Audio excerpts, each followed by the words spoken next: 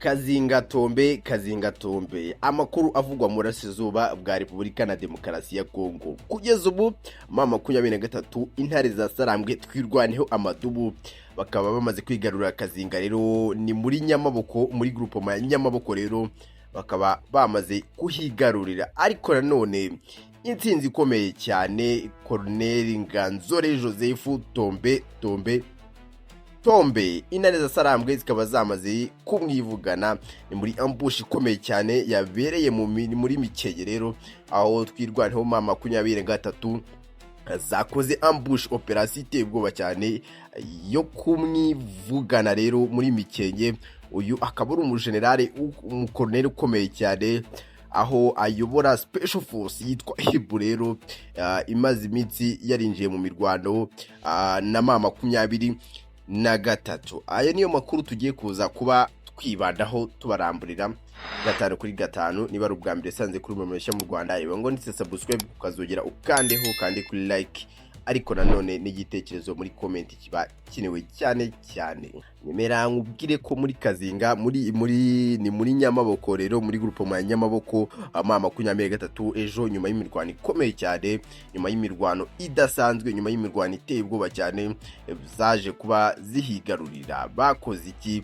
Icyo bakoze, barashe umugenda FARDC ndetse na Wazalendo Mayi babakubita batizigamye. Abahungu b'intare za Sarambwe, intare amadubu,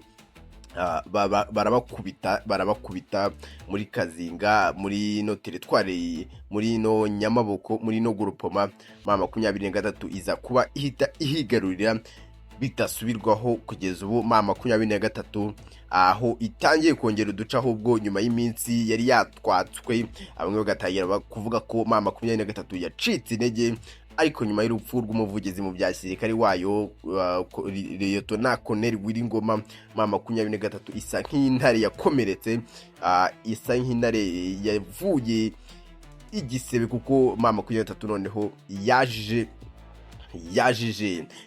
ibikurikirana n'ibitero iri kugaba muri Warikare, aho yatangiye no gufata tumwe mu duce twa Warikare. Ariko nanone na Kisangani naho ibitero birakomeje kuri M23 yatangiye kugaragaza ko ishobora kuba iri kugaba ibitero muri Kisangani.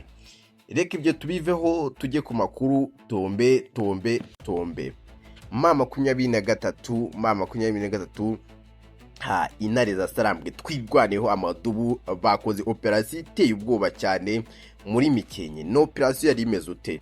Hashize iminsi umukoloneli ukomeye cyane, Colonel Nganzore Joseph Tipizoro alias uzwi ku kazina ka Zoro, rero amaze iminsi abica bigacika muri Mikenke kubera umutwe udasanzwe w'ingabo ayoboye witwa Hibu Special Force. Ariko nanone intare za Sarambwe zarize, intare za Sarambwe zaratojwe, aho uyu munsi zakoze operation iteye ubwoba cyane, operation yo kumwivugana. Ni operation ambush idasanzwe. Rero uyu Zero uzwi ku kazina ka Zero akaba yishwe n'ubundi muri ambush yakozwe na M23, ndetse na twirwaneho ijisho riri guhorerwa irindi. M23 noneho yajije M23, biragaragara ko nta mikino ifite, iri kurwana bidasanzwe kandi biteye ubwoba. Nyemera n'ubundi aya makuru nakubwira yuko leta ngubwire ko M23 AFC M23 twirwaneho yatangaje ko amasezerano yasinywe n'u Rwanda, Washington ndetse na Repubulika na Demokarasi ya Kongo batagizemo uruhare atabareba. Rero avuga ko gufatira ibihano u Rwanda ntacyo byabatwara bo, kubera ko ayo masezerano batigeze bayajyamo. Ni nahangamba insoje amakuru yanjye. Rero ubwambere sanze kuri mashya mu Rwanda, reba ngo hari akazogera ukandeho, cyangwa se yanditse subscribe sabone ukandeho, kugira ngo tubone ko tubanye na 5 kuri 5 ari inkunga ikomeye. Ariko nawe ushobora no gutanga itekerezo muri comment, reka nkubwire ngo ciao.